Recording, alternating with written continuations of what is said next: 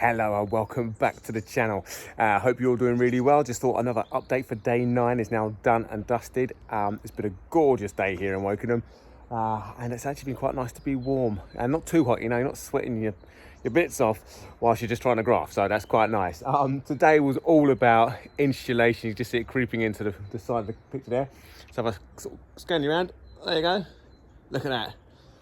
Top tip, when you're cutting this stuff in direct sunlight, sunglasses are a must because you cannot see anything, the sun reflecting off of it. It's incredible. But here we go. So all the walls are now officially fully insulated with PIR 50mm insulation, including the centre panels. You know, people sometimes don't bother with that. It's like, well, why? Just do it. It's done and dusted. It doesn't take long to do it. They're tiny little pieces. So that's done. You know, even bits like in these little recesses, that's all done. Don't miss anything. All right, maybe that bit, but that's because it's tiny, but that doesn't matter because I'll put expanding foam in there. Same as all this. So when you cut these, you cut them as tight as you can. You're always gonna end up with like a few gaps. Expanding foam in there tomorrow, done.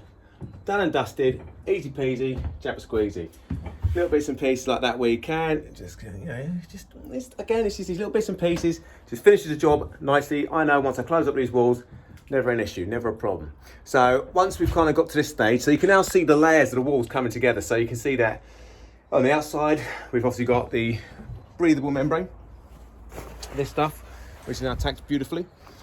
Double battened, so once the ship light goes in the front, you've got a nice airflow behind here, so air can go nicely between that layer. That won't allow water to go in, but it allows moisture to come out the building should it need to. And then you've also got 4x2s for the side walls. You've got 50mm insulation. You then will have this slight gap here. You'll have the moisture barrier running all the way through across the ceiling, so that again just prevents moisture getting into the walls. Then it's plasterboarded, and then it's plastered and painted.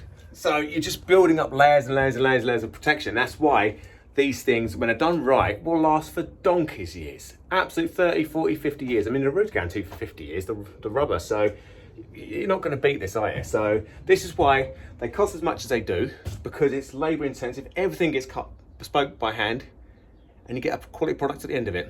The update for the steel, I've had another email to say it's going to be removed from the depot tomorrow, picked up, and it could take 2 to 4 days to get here. So that steel is not going in, well, hopefully by this week, but it isn't going in early this week. So again, what can you do? I'll still get it finished and everything else, and like I say, we'll just jack it down onto the steel once that turns up. But it's one of those jobs that's sitting in my head, I just want to get on with it.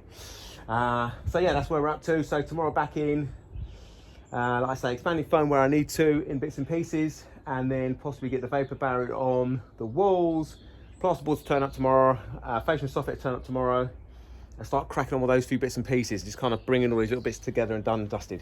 So that's it. Happy days. I'm off now. Have a lovely one. Don't forget to like, subscribe, and press the bell icon if you're on YouTube, because it just really helps. And you know, hopefully you're going to learn something.